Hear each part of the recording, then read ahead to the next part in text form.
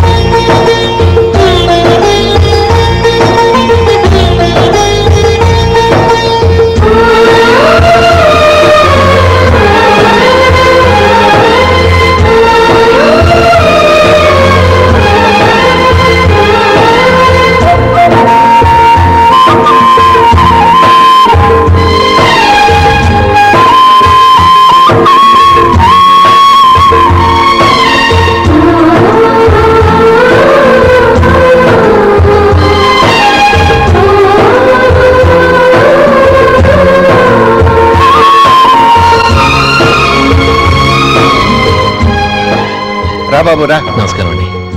వచ్చే వారి నుంచి 100 పచ్చడి బాటిళ్లు, 100 మసాలా ప్యాకెట్లు ఎక్కువేయండి. అలాగేనండి. మార్కెట్ లో మీ ప్రొడక్ట్స్ కి మంచి పేరు వచ్చింది. చాలా సంతోషం అండి. వస్తానండి. Best of luck.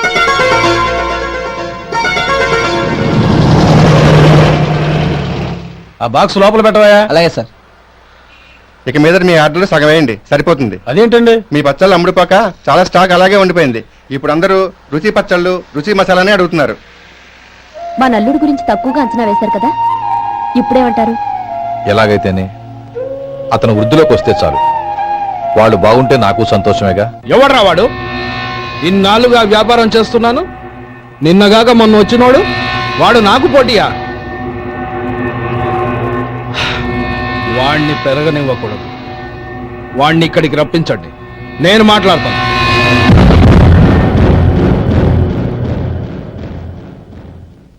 నమస్కారం అండి. రమ్మన్నారంట?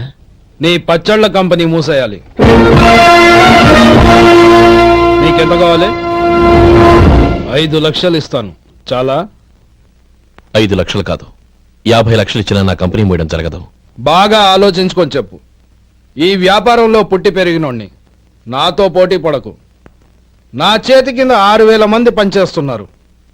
ఆంధ్ర మొత్తం నాకు బ్రాంచులు ఉన్నాయి. నేనే మార్కెటింగ్ చేయలేకపోతున్నాను.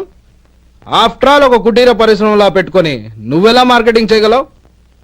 6000 మంది వర్కర్స్ని పెట్టుకుని ఆంధ్ర మొత్తం బ్రాంచీలున్న మీరే నా కంపెనీ చూసి భయపడుతున్నారంటే నా సరుకులో నాణ్యత ఉందనేగా. ఆ నాణ్యత ఉన్నంత వరకు నాకెవరూ పోటీ కాదు. ఈ ప్రపంచంలో నేను ఎక్కడైనా మార్కెట్ చేయగలను. వస్తాను.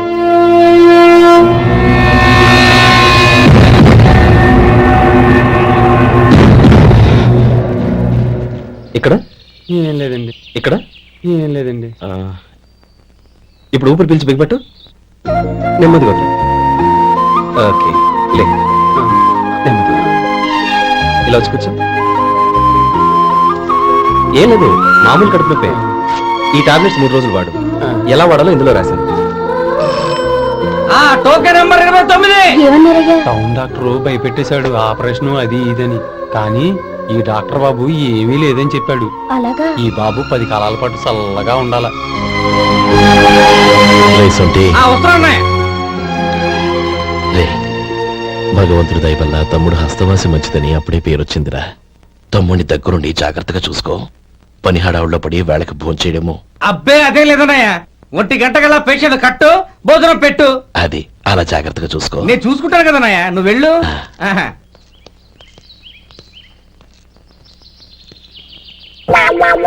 అయ్యో ఏంటే ఉంటున్నాడా ఈ దెబ్బలు? ఏదైనా యాక్సిడెంటా? అదేం కాదండి, మరి గోరు కొరికినందుకు ఎలక్ట్రిక్ స్తంభానికి కట్టేసి ఇలా రక్తం వచ్చేలా కొట్టారండి. ఊరు కొరికినందుకు ఎలక్ట్రిక్ స్తంభాన్ని కట్టేసి ఇంతలా కొడతారా? వాళ్ళతో మనుషులా రాక్షసులా? చాలా థ్యాంక్స్ అండి, కనీసం మీరైనా అర్థం చేసుకున్నారు. వాళ్ళు అర్థం చేసుకోలేదండి.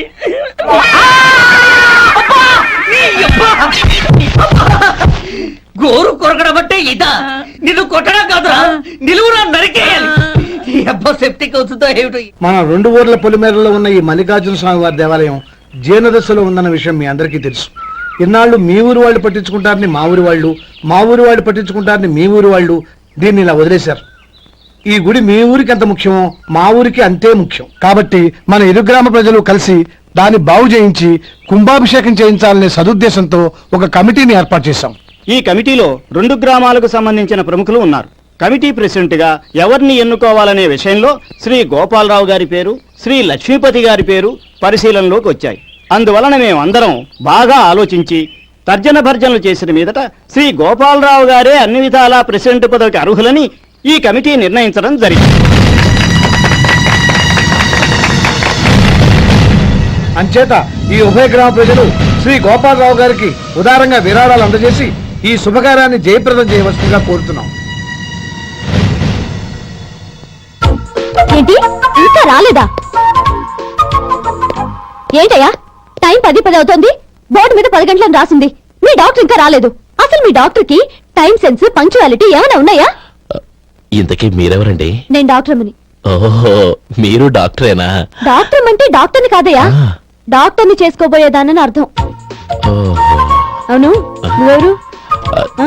నేను ఇక్కడ టోకన్ ఇస్తూ ఉంటానులేండి. తప్పుకో, ఆ? తప్పుకోవయ్యా. ఆ. అవును, నీ డాక్టర్ కి ఎవరో అన్నయ్య ఉన్నాడంట కదా, ఎలాంటోడు? ఎలాంటోడంటే అదేనయ్యా, చాలా కోపిస్తుంది విన్నాను. ఎందుకని అడుగుతున్నారు? ఎందుకంటావేంటయ్యా? ఆ అన్నయ్య మాట వినగానే మీ డాక్టర్ గడగడా ఉణిగిపోతాడు. అసలు డాక్టర్ చదివే తమ్ముణ్ణి అలా భయపెట్టచ్చా? తప్పు కదా? తప్పేనండి. ఆ కాని కాని నాకు మీ డాక్టర్ కి పెళ్ళవని ఆ అన్నయ్య సంగతి అప్పుడు చెప్తాను. ఏం చేస్తారండి? ఏం చేస్తానా? సంవత్సరం తిరగకుండానే కవల పిల్లల్ని కని వాళ్ళ అన్నయ్య చేతిలో పెడతాను. వాళ్ళకి 5 సంవత్సరాలు వచ్చేసరికి ఆయన్ని బాగా మొట్టికెళ్ళేస్తారు. అలా నా కసి తీర్చుకుంటాను. ఈ డాక్టర్ ఎప్పుడు వస్తాడో ఏంటో. అది సర్లే కాని నువ్వు పని చేయి. ఆ. మీ డాక్టర్ రాగానే ఆ. నేను వచ్చి వెళ్ళానని చెప్పు. నేను అంటే ఓ, నా పేరు చెప్పలేదు కదా? ఆహా. నందిని. ఏం చెప్తావు? అదేనండి, నందిని గారు వచ్చి వెళ్ళారు అని చెప్తాను. గుడ్, పైకొస్తావు. ఆ.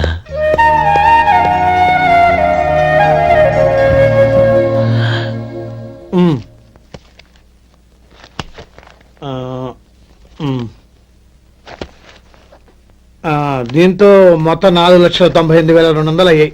ఉమ్. పోతే నువ్వు ఇచ్చినంత ఇవ్వలేకపోయినా ఈ దైవకార్యానికి నా వంతు చందా 1800. దీంతో మొత్తం 5 లక్షలు పూర్తయ్యాయి. సరేరా, ఆ, నేను ఈ డబ్బు తీసుకుని పట్నం వెళ్ళి బ్యాంక్ లో వేసొస్తాను. అలాగే నేను నీతో వద్దాం అనుకున్నాను రా. అనుకోకుండా సాయంత్రం ఇన్స్పెక్షన్ వచ్చింది. పర్వాలేదులే, ఆ. వెళ్ళొస్తాను.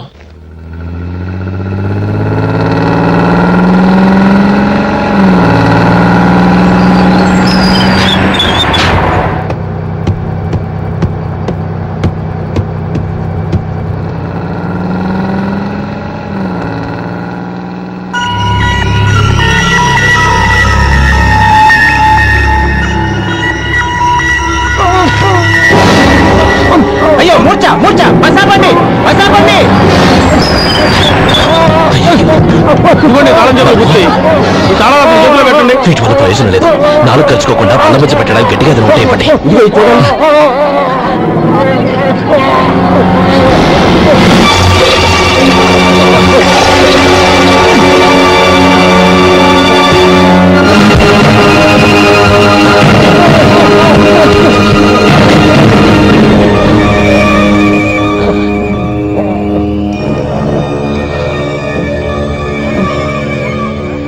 మీరు వెళ్ళి మీ సీట్లో కూర్చోండి, కొంచెం గాలాండి పడ్డి.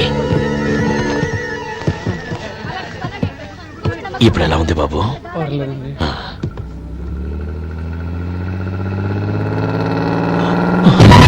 అయ్యో, నా బ్యాగ్ ఎవరైనా చూసారా? అందులో 5 లక్షలు ఉన్నాయి. ఎవరిని కింద దిగవద్దు, అందరినీ చెక్ చేయండి. నా అంచనా తప్పు కాలేదు.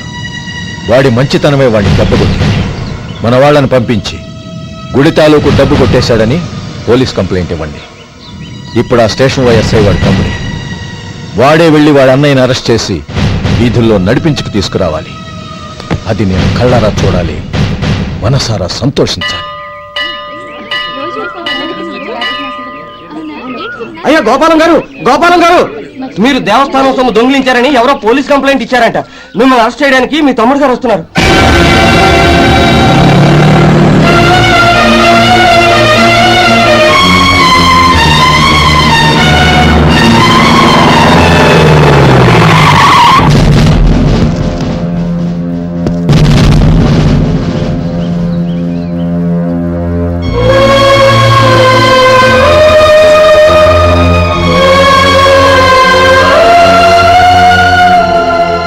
చూడు గోపి, ఎప్పుడు నువ్వు ఉద్యోగంలో చేరావో అప్పుడే తన పరానే తేడా మర్చిపోవాలి. నేరం చేసిన వాడు నీ తమ్ముడైనా అన్నైనా సరే శిక్షించాల్సిన బాధ్యత నీది. అదే నువ్వు నీ ఉద్యోగానికి ఇచ్చే గౌరవం.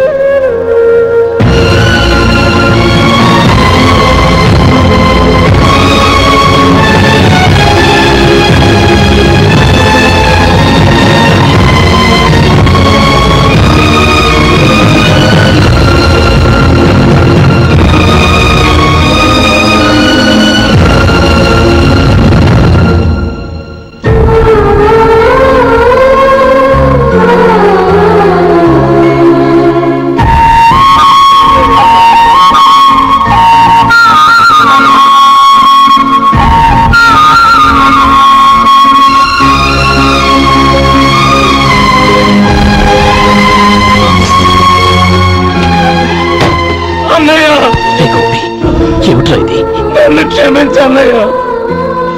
నేను కోరి ఉద్యోగుల చేతులు మాట్లాడమే, కానీ ఇలాంటి పరిస్థితి ఎదురవుతుంది అనుకోలేదు. నా ఒంట్లో ప్రతి రక్త పట్టు నీ భిక్షానన్నయ్య. నిన్ను అవమానపరిచి ఉద్యోగం నిలబెట్టుకునే బదులు నా ప్రాణాలను వదులుకుంటారు, కానీ ఈ పని మాత్రం నేను చేయలేనన్నయ్య.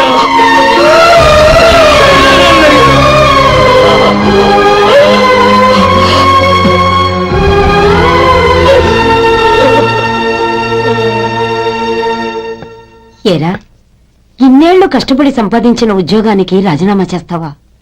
కనీసం నీ పెళ్ళాం ఏమనుకుంటుందోనని ఆలోచించావా? ఇందులో అనుకోవడానికి ఏముంది మామగారు? ఎండనక వాననక కష్టపడి ఓ తండ్రి కంటే ఎక్కువగా ఈయన్ని పెంచి పెద్ద చేశారు బావగారు. అలాంటి దేవుణ్ణి అరెస్ట్ చేసే ఆ ఉద్యోగం ఈయనకు అవసరం లేదు. బాగుంది. అన్నకు తగ్గ తమ్ముడు, తమ్ముడికి తగ్గ పెళ్ళాం. సరే, మీ ఇష్టం. నానమ్మ, అన్నయ్యడి. నమస్కారం అండి. ఓ నువ్వా? రా కూర్చో. పర్వాలేదండి. ఏంటి ఇలా వచ్చావు?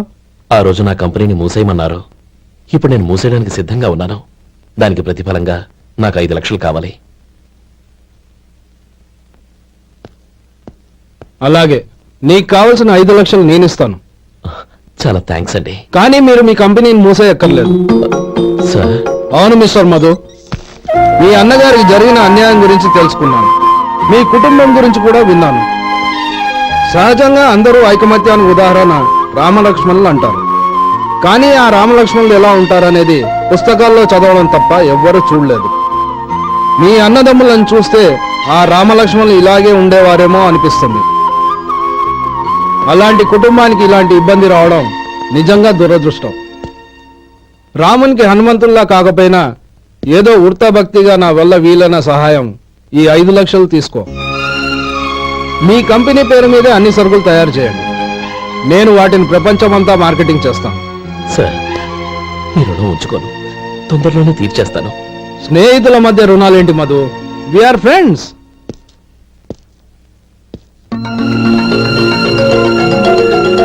ఏంటో అక్కడ ఆగిపోయావు? రా. నువ్వు మీ అన్నయ్యని అరెస్ట్ చేయడానికి అట్టెళ్ళావు, ఆయన లొంగిపోవడానికి ఇటు వచ్చారు.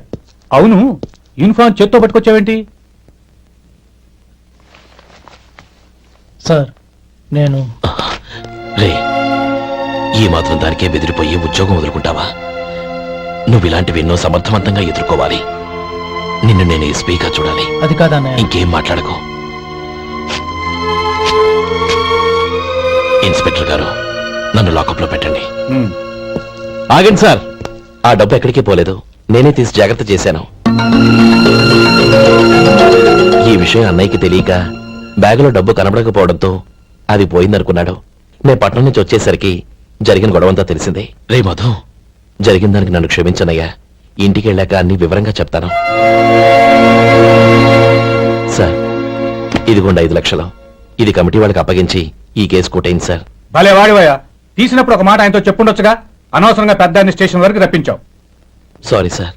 అన్నయ్య, మీరు ఇంటికి వెళ్ళండి. నేను లెక్క అప్ప చెప్పేసి వస్తానండి. అలాగే. ఎలా దెబ్బ కొట్టాలన్నా కుదరటం లేదు. అయినా వీళ్ళకు ఉన్న పళ్ళంగా 5 లక్షలు ఎలా వచ్చాయి? అదే బావా, నాకు అర్థం కావటం లేదు. నీకు అర్థమైతే ఆశ్చర్యపడాలి కానీ అర్థం కాకపోతే ఆశ్చర్యం ఏముంది? Useless fellow.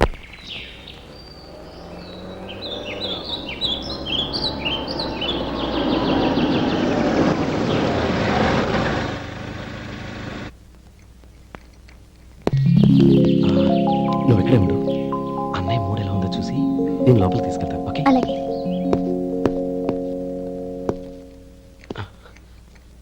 అన్నయ్య, ఏంట్రా? నేను చాలా రోజుల నుంచి నీకు విషయం చెప్తున్నాను, గుర్తుందా? ఏ విషయం? అదే అన్నయ్య, నేను ఓ అమ్మాయిని ఓ అమ్మాయిని లవ్. ఓహో, లవ్ చేస్తున్నావా? ఆ విషయం నువ్వు నాకెప్పుడు చెప్పావురా? ఊళ్ళో అందరూ అనుకుంటుంటే నేను విన్నాను. సారీ అన్నయ్య, నీకు చాన్నాళ్ళుగా చెప్పాలనుకుంటున్నాను కదా, అందువల్ల చెప్పేశానేమో అనుకున్నాను. ఓహో, ఆ అమ్మాయి వచ్చిందన్నయ్య, బయట నిలబడి ఉంది. బయట నిలబెట్టడం ఏమిట్రా? లోపలికి తీసుకురా. అలాగే అన్నయ్య. ఏయ్, అన్నయ్య మంచి మూడ్లో ఉన్నాడు, రా. కమ్.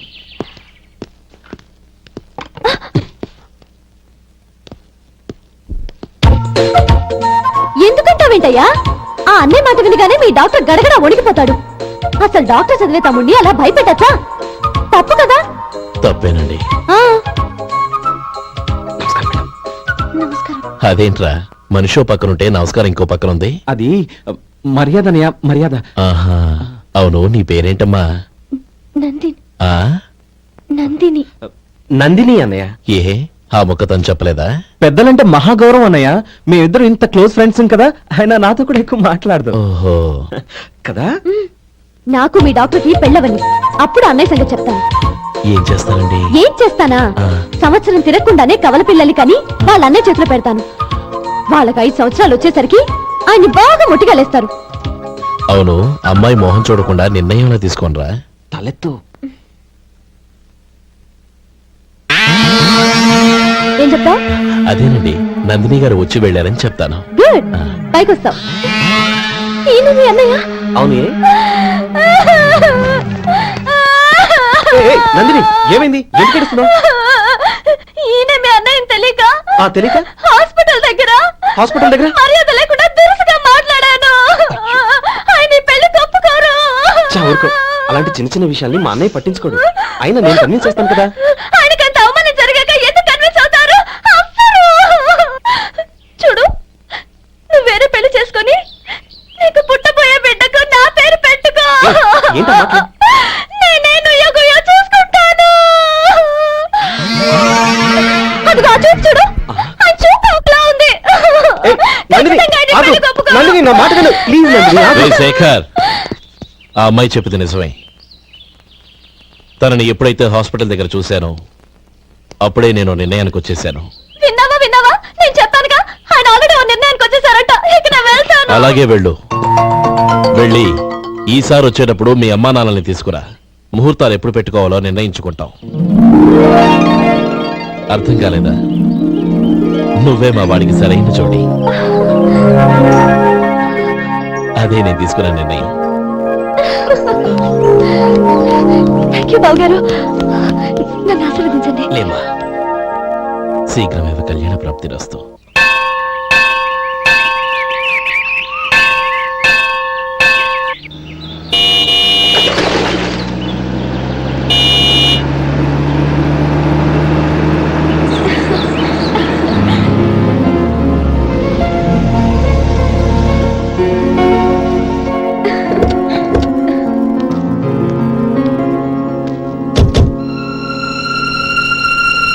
రామా,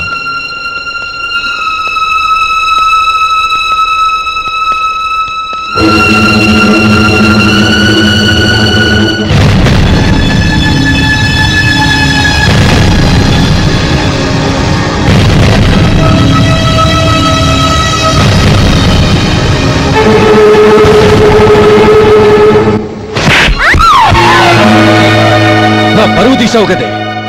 ఒక బెచ్చగాడిని నువ్వు కోరుకున్న వాడికి ఇచ్చి చేసేవాడిని. కానీ నువ్వు ఎవరిని ప్రేమించావో తెలుసా? ఎవడి నీడ సోకితే పంచమహాపాతకాలు అంటుకుంటాయనుకుంటున్నానో వాడి తమ్ముణ్ణి. ఆ రోజు ఆ గోపాలం గాడు నిశ్చితార్థం వరకు వచ్చి నా చెల్లెల్ని చేసుకొని వెళ్ళిపోయాడు. ఆ ఆవేశంలో తొందరపడి ఓ పొరుగురు వాడికి నా చెల్లెల్నిచ్చి పెళ్లి చేశాను. ఆ తర్వాత తెలిసింది వాడికి అంతకు ముందే పెళ్లి అయిపోయిందని.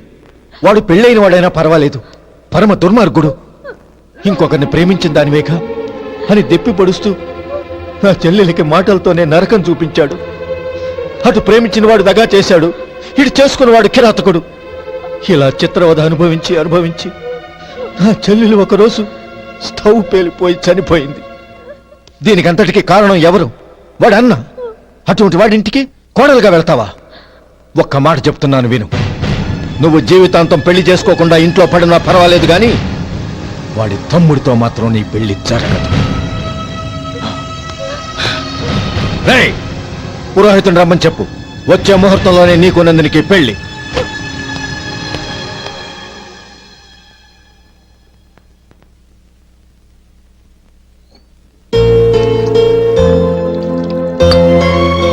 ఒరే, అదేంట్రా ఒక ముద్దైనా తినకుండా చేయగడిగేశావు? నాకు ఆకలి కాలేదు నానమ్మ.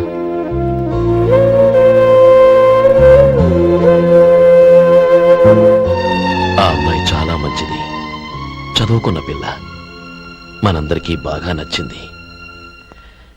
కానీ ఆ లక్ష్మీపతి గారి గురించి ఆలోచిస్తేనే నాకు భయం వేస్తోంది. వాడు మన కుటుంబం ఎప్పుడెప్పుడు విడిపోతుందా అని ఎదురు చూస్తున్నాడు. అన్నయ్య, ఆ అమ్మాయే కాదు, ఈ ప్రపంచంలో మన కుటుంబం కంటే నాకేది ఎక్కువ కాదు. ఆ పెళ్లి గురించి నేను మర్చిపోయాను, మీరు మర్చిపోండి.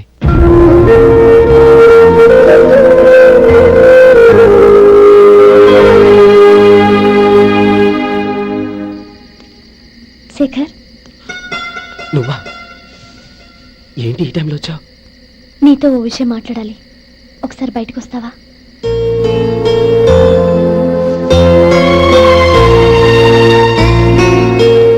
ఏంటి సూట్ కేసుతో వచ్చావు? శేఖర్, మా నాన్న నాకు వేరే పెళ్లి చేయాలని చూస్తున్నాడు. అందుకే నేను నిర్ణయానికి వచ్చాను. మనిద్దరం ఎక్కడికైనా పారిపోదాం. చూడండి, ఈ టైంలో నిన్ను నన్ను మా అన్నయ్య చూశాడంటే బాగోదు. నువ్వు వెళ్ళిపో. అన్నయ్య అన్నయ్య అన్నయ్య, ఎప్పుడు మీ అన్నయ్య మాటేనా? నీకు నేను ముఖ్యమా, మీ అన్నయ్య ముఖ్యమా? నాకు మా అన్నయ్య ముఖ్యం. శేఖర్, నీ గుండెల మీద చేయి వేసుకొని చెప్పు, నన్ను మర్చిపోయిన సుఖంగా ఉండగలవా? అది నాకు తెలియదు, కానీ మా అన్నయ్యకు తలవంపులు తెచ్చి ఖచ్చితంగా నేను మనశ్శాంతితో ఉండలేను. నా పరిస్థితి అర్థం చేసుకో. దయచేసి మీ నాన్న చూసిన సంబంధం చేసుకుని సుఖంగా ఉండు. చాలా టైం అయింది, ఇంకా బయలుదేరు. నన్ను క్షమించు.